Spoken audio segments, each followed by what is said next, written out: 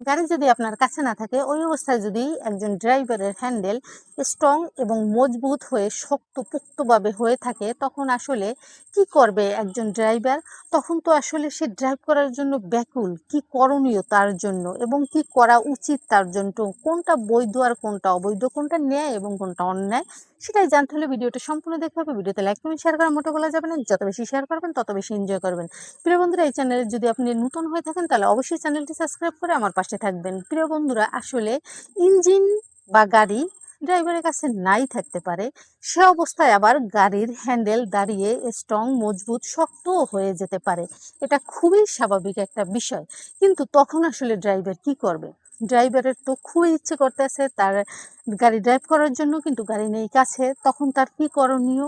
হ্যাঁ প্রিয় বন্ধুরা, আসলে একটা ড্রাইভারের ওই মুহূর্তে অবশ্যই কিছু করণীয় আছে। সেটা একটা হলো সঠিক এবং একটা হলো ভুল। সঠিক যেটা, সেটা হলো অবশ্যই তাকে ধৈর্য ধরতে হবে। কথায় আছে ধৈর্যের ফল মিষ্টি হয়। তাই ধৈর্য ধরে অপেক্ষা করতে হবে, তার গাড়ি যখন আসবে তখন তার ড্রাইভ করতে হবে। আর দ্বিতীয় স্টেপটা হলো ভুল। ভুল বলতে দুটি কাজ আছে। একটি হলো আপনাকে করতে হবে হ্যান্ডেলিং। তো সেটা তো অবশ্যই না, কারণ আপনার শরীরের জন্য হ্যান্ডেলিং করা এতটাই খারাপ, যেটা আসলে ভবিষ্যতের জন্য আপনার ড্রাইভ করার ক্ষেত্রটায় আপনাকে করে দেবে দুর্বল, করে দিবে আসলে লাজুকময় পরিবেশে। সে কারণে এটা থেকে একদমই বিরত থাকতে হবে। এবং দ্বিতীয়টা হলো যে আপনার অন্যের গাড়ি ড্রাইভ করতে হবে।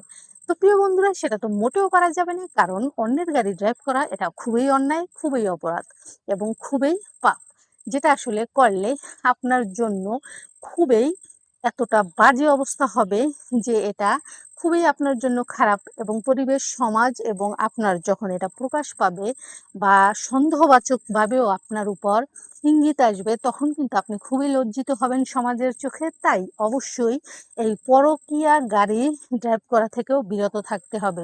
সবচেয়ে উত্তম হবে আপনাকে নিজেকে কন্ট্রোল করা এবং নিজেকে নিয়ন্ত্রণে রাখা, কারণ নিয়ন্ত্রণকারী সব সময় ভালো হয় এবং নিয়ন্ত্রণ করাটাই আপনার জন্য সবচেয়ে উত্তম কাজ হবে।